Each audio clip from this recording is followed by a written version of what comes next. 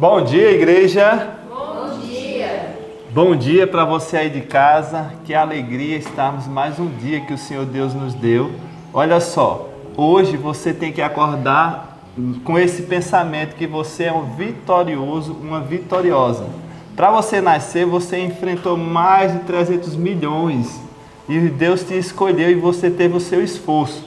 E para você ser feliz e vitorioso neste dia, você também tem que se esforçar. Se esforça como você se esforçou. Desses mais de 300 milhões, só você nasceu. Olha só, que bênção. Então hoje também você vai vencer como você venceu. Bom dia, irmão Jefferson. Bom dia, professor. Você é um vencedor, está aqui conosco, Amém. Né? Glória a Deus, né? Bom dia, casa de Deus. Bom dia. Bom dia, você amigo que está aí nos assistindo. Hoje é o dia de buscar o Senhor. Hebreus 4:7 diz: hoje, se ouvir a sua voz, não endureçais o vosso coração. Então é hora de nós abrir nosso coração para Deus, para Ele falar conosco nesta manhã. Vamos fazer também através de uma oração, né? Buscando a presença do Senhor. Amém. Vamos nos ajoelhar e falar com o nosso Pai. Senhor Deus Todo-Poderoso, Criador dos céus e da terra, é no nome do nosso Senhor e Salvador Jesus Cristo, que está no santuário nesse momento intercedendo por todos nós. Senhor, louvado e engrandecido seja o Teu nome por nos dar Jesus. Através dele nós achegamos a Ti, pedindo perdão pelos nossos pecados e pedindo ao Senhor que nos dê força para vencer o pecado, vencer o mal. Eu quero entregar em Tuas mãos essas famílias, essa pessoa que está assistindo agora esse vídeo, que Teu Espírito Santo possa, Senhor, tocar cada vez mais este coração. Abençoa, Senhor, cada um de nós. Em nome de Jesus nós clamamos a Ti. Amém. Amém. Essa é a esperança de todos nós, a breve volta de Jesus. Amém. Mas para isso, para Jesus voltar, Ele falou que teria que o Evangelho eterno tem que ser pregado para todo mundo. E eu quero convidar você para nos ajudar compartilhando esses vídeos e comentando com seus amigos sobre esse trabalho que está ajudando Jesus voltar. E assim também você está participando da breve volta de Jesus. E agora iremos falar o nosso verso. Onde está? Essa semana nós estamos entesourando no nosso coração o verso de Mateus, capítulo 24, e o verso também é o 24. Tá fácil, né? Fácil e é muito importante, um verso bem pequeno, mas que tem uma informação imensa para mim e para você, porque agora nos últimos dias você está vendo o que está acontecendo e só conhecendo a palavra de Deus para entender esse verso, quão profundo ele é. Então vamos lá, vamos contar até 3. 1, 2, 3. Mateus 24, 24. Porque surgirão falsos cristos e falsos profetas, que farão tão grandes sinais e prodígios, que, se possível fora, enganariam até os escolhidos. Mateus 24, 24. Mateus 24, 24. Porque surgirão falsos cristos e falsos profetas, e farão tão grandes sinais e prodígios que, se possível fora, enganariam até os escolhidos. Mateus 24, 24. Mateus 24, 24. Porque surgirão falsos cristos e falsos profetas, e farão tão grandes sinais e prodígios que, se possível fora, enganariam até os escolhidos. Mateus 24, 24. Como é bom termos a palavra do Senhor para nos ajudar a entender e fazer o certo. Que o Senhor Deus te abençoe com o estudo de hoje, que encha o seu coração de alegria e não esqueça, você é um vitorioso, você é uma vitoriosa. Amém. Deus abençoe. Bom dia, queridos. A história de hoje é uma história de vitória. E falar em vitória é sempre muito empolgante. É uma bênção de Deus. O estudo de hoje foi sobre um rei que decidiu fazer o melhor da vida dele e do reinado dele. E eu estou falando do rei Ezequias. E o estudo dessa manhã foi muito lindo, porque nós vemos que as vitórias na nossa vida, as vitórias na igreja, as maiores vitórias que aconteceram entre o povo de Deus, elas aconteceram a partir de uma atitude de consagração, de entrega a Deus. Um bom dia para você e eu quero te convidar a estudar isso junto com a gente, a linda história do rei Ezequias. Pegue aí a sua Bíblia, se estiver com a sua Bíblia por perto, se for o celular, abra sua Bíblia no livro de 2 Crônicas. Você vai ver que história linda, como Deus restaura uma nação, como Deus restaura um povo que se entrega a Ele. 2 Crônicas, no capítulo 29. A igreja vai abrir aqui também. E eu quero convidar você a recapitular junto comigo esse estudo da madrugada. E eu queria só falar para você que o estudo dessa madrugada, nós estudamos Isaías, do capítulo 37 ao capítulo 39, não foi isso? E também estudamos 2 Reis, do capítulo 18 até o capítulo 20. Hoje nós vamos ver como foi o reinado de Ezequias, o que ele fez, quais foram as medidas, por que o reinado dele foi tão próspero e diferente do reinado dos outros. No capítulo de amanhã nós vamos ver sobre a doença que sobreveio a ele.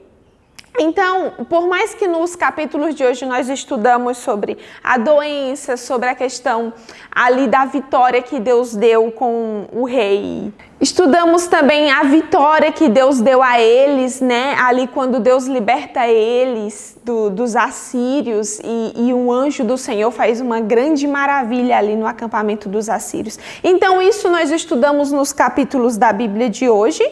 E o livro vai trabalhar isso amanhã e depois de amanhã. Então, hoje nós vamos focar aqui no capítulo 28 do livro Profetas e Reis.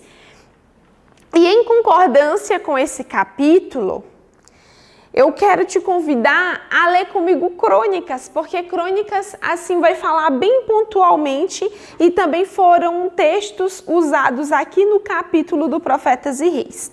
Antes disso, eu quero te convidar a buscar o Senhor nesse momento e fazermos uma oração, pedindo que o Senhor mais uma vez nos abençoe nesse estudo. Senhor, nosso Deus e Pai, queremos lhe agradecer pelo dom da vida, por teu amor e porque temos a tua palavra aberta mais uma vez. Que o Espírito Santo, Senhor, fale aos nossos corações e que também muitas vidas ali do outro lado sejam transformadas pelo poder que vem da tua palavra. Em nome de Jesus, amém.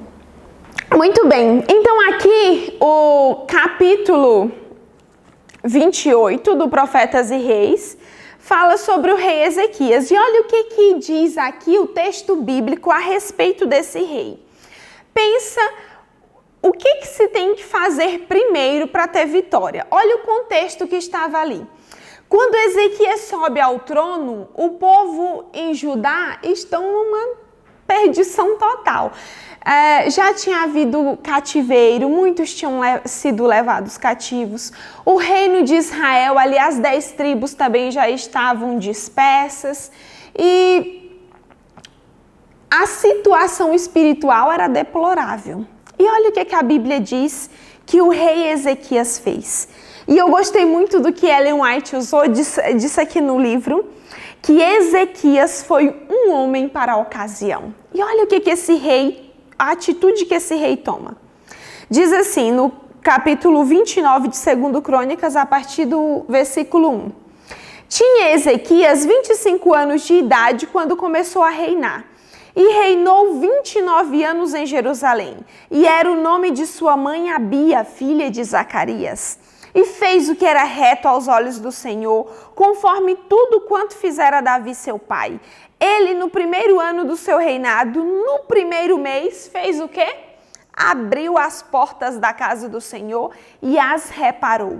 E trouxe os sacerdotes e os levitas e ajuntou-os na praça oriental. E lhes disse: Ouvi-me, ó levitas, santificai-vos agora e santificai a casa do Senhor Deus de vossos pais e tirai do santuário a imundícia. Verso 6, porque nossos pais transgrediram e fizeram mal aos olhos do Senhor nosso Deus, e o deixaram e desviaram os seus rostos do tabernáculo do Senhor, e lhe deram as costas. Também fecharam as portas do alpendre, apagaram as lâmpadas e não queimaram incenso, nem ofereceram holocaustos no santuário ao Deus de Israel.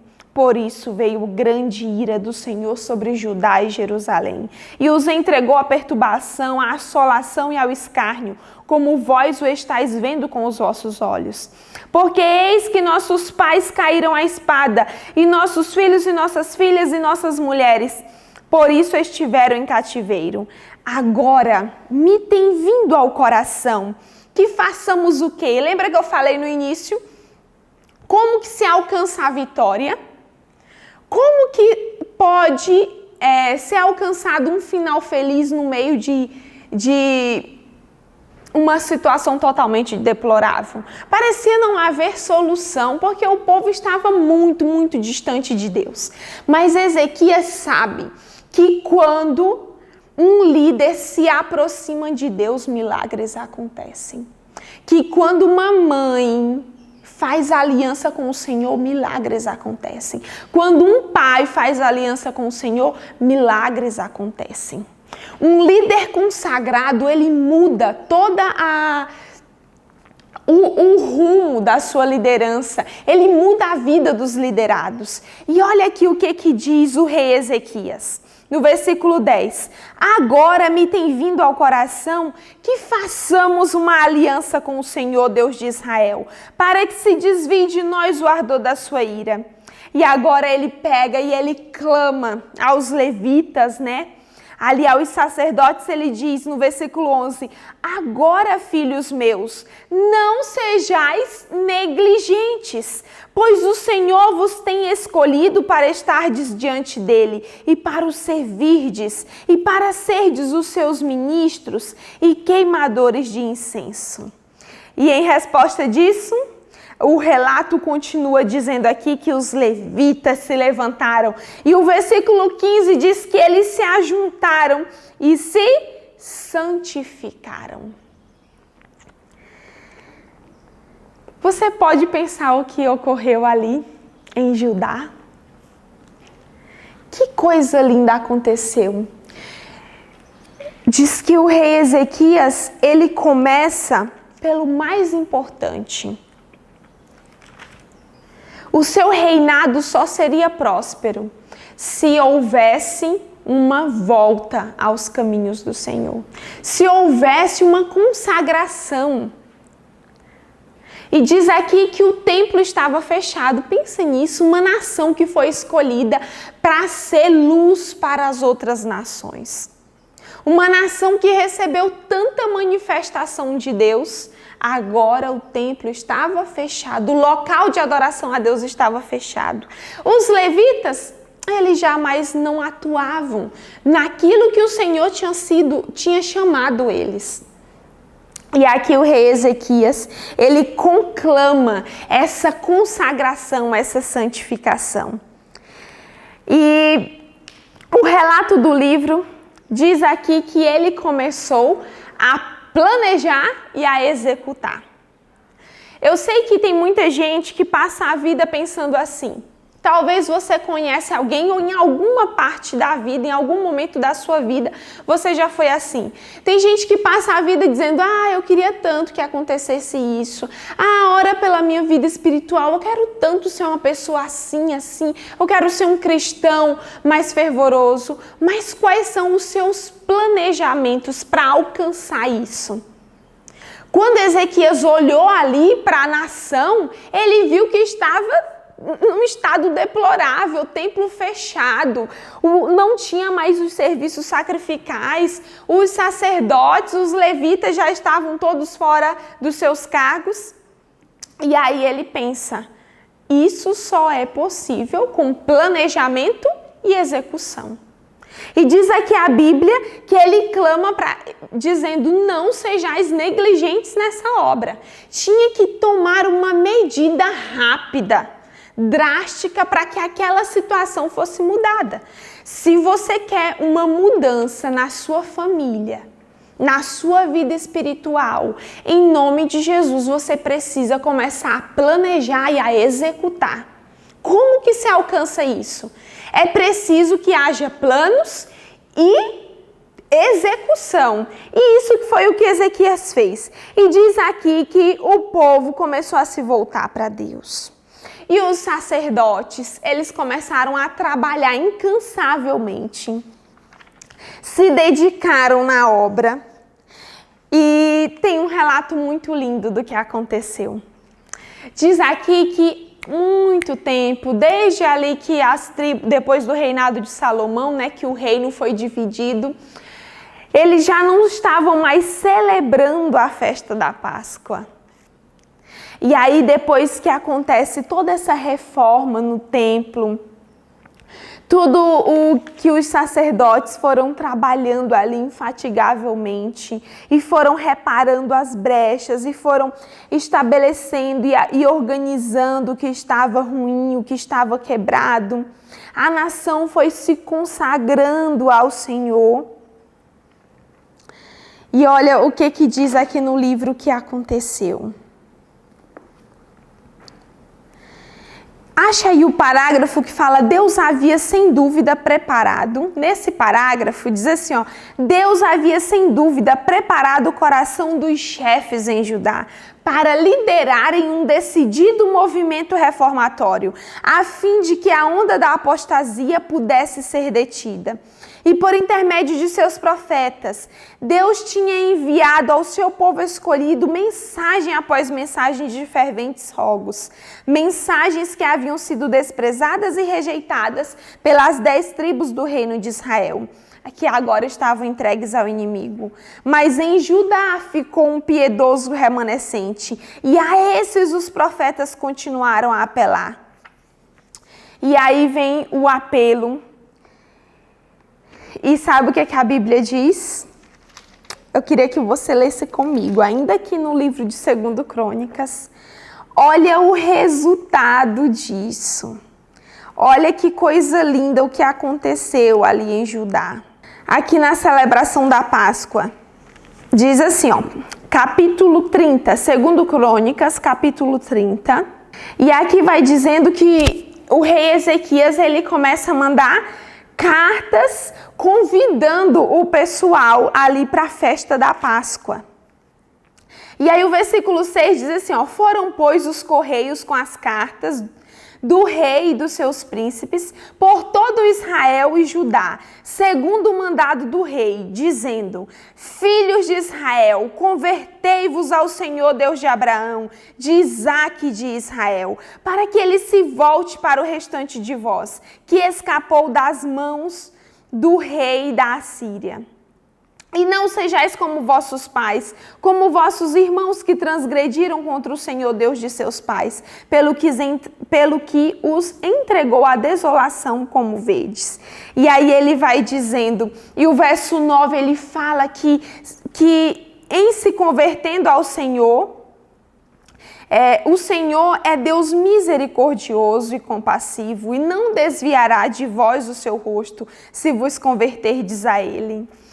E sabe o que aconteceu? Eu quero te convidar a ver o final disso. Todos se reuniram ali. E olha o que aconteceu. Pensa que o templo estava fechado. E agora toda aquela nação, uma multidão, responde positivamente ali à conclamação do rei, ao chamado do rei. E agora as portas do templo estão abertas. Tudo está reformado, restaurado, para que aconteça de novo os serviços ao Senhor. E diz aqui que o povo, eles se reuniram para a festa da Páscoa. E houve uma grande consagração. E houve alegria em Jerusalém. Olha o que diz aqui no capítulo de 2 Crônicas, capítulo 30, né? No livro de 2 Crônicas, capítulo no versículo 25 e 26 diz: E alegraram-se toda a congregação de Judá, e os sacerdotes e os levitas e toda a congregação de todos os que vieram de Israel, como também os estrangeiros que vieram da terra de Israel, e os que habitavam em Judá. E houve grande alegria em Jerusalém, porque desde os dias de Salomão, filho de Davi, rei de Israel, tal não houve em Jerusalém. E diz aqui o verso 27, então os sacerdotes e os levitas se levantaram e abençoaram o povo, e a sua voz foi ouvida, porque a sua oração chegou até a santa habitação de Deus, até aos céus. Amém? Foi uma coisa tão linda que aconteceu no reinado de Ezequias. O Espírito do Senhor desceu de uma forma tão maravilhosa que o povo passaram os 7 dias da festa da Páscoa. E depois, aqui, Deus revelou a senhora White e ela diz que no parágrafo que começa assim, os 7 dias normalmente dedicados à festa da Páscoa, nesse parágrafo vai dizer que esses 7 dias passaram tão depressa, que o povo pediu mais 7 dias, porque eles queriam aprender mais do Senhor. Eles queriam aprender mais do caminho do Senhor, como servir ao Senhor, como fazer a vontade de Deus, como ter a vida agradável na presença de Deus. E isso a gente para pensar. Quanto tempo você tem gastado para desfrutar da presença do Senhor, para aprender do Senhor? A nossa consagração, o nosso crescimento vai ser correspondente ao tempo que passamos com Deus. Nós vemos que houve um levantamento ali na nação de Judá. Houve uma grande restauração entre o povo de Deus. Porque Ezequias decidiu se entregar ao Senhor e passar tempo com Deus. Os sacerdotes se dedicaram e passaram tempo com o Senhor e trabalhando para o Senhor. O povo passou tempo em consagração ao Senhor. E às vezes nós queremos atingir grandes picos na vida espiritual, queremos atingir grandes resultados, mas nós fazemos pouco, passamos pouco tempo com Deus. Mas quando decidimos estar na presença de Deus, nos consagrarmos e passarmos tempo com Deus, o resultado é vitória. E para encerrar, olha o que aconteceu. Aqui em 2 Crônicas, no capítulo 31, nos mostra o resultado da conversão.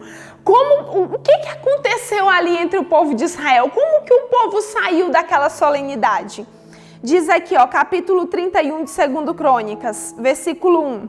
E acabando tudo isto, todos os israelitas que ali se achavam saíram às cidades de Judá e quebraram as estátuas, cortaram os bosques, derrubaram os altos e altares por toda Judá e Benjamim, como também em Efraim e Manassés, até que tudo destruíram. Então tornaram todos os filhos de Israel, cada um para a sua possessão, para a cidade deles. Amém? Eles tiraram da vida aquilo que estava impedindo o crescimento deles. E eu quero te perguntar nessa manhã, o que tem te afastado de Deus? O que tem impedido o seu crescimento espiritual? Você precisa tirar fora. E ali entre o povo de Deus, eles entenderam que era impossível prosperar, crescer com Deus, estando com o coração dividido.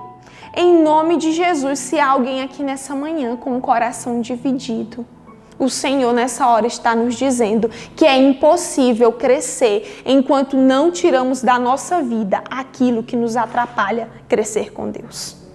Se você quer alcançar um nível espiritual alto, você precisa se dedicar ao Senhor e tirar da sua vida aquilo que te afasta de Deus.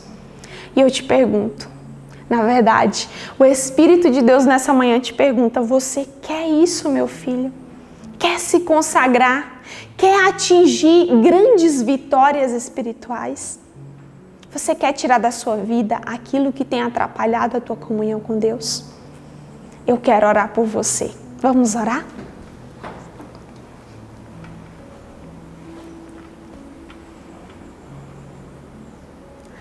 Senhor nosso Deus, Queremos nos entregar nessa manhã mais uma vez em Teu altar, Senhor, e dizer, faz a Tua obra em nossa vida. Restaura, Senhor, aquilo que está quebrado em nossa comunhão. Senhor Deus, que o Senhor dê força, que o Espírito Santo visite cada lá nesse momento, cada pessoa que está nesse momento junto comigo em oração, que está, Senhor Deus, buscando algo a mais na vida, que o Espírito Santo possa conscientizar essa pessoa do que tem atrapalhado a comunhão com Deus e que ela possa tirar aquilo que tem impedido a sua vitória espiritual.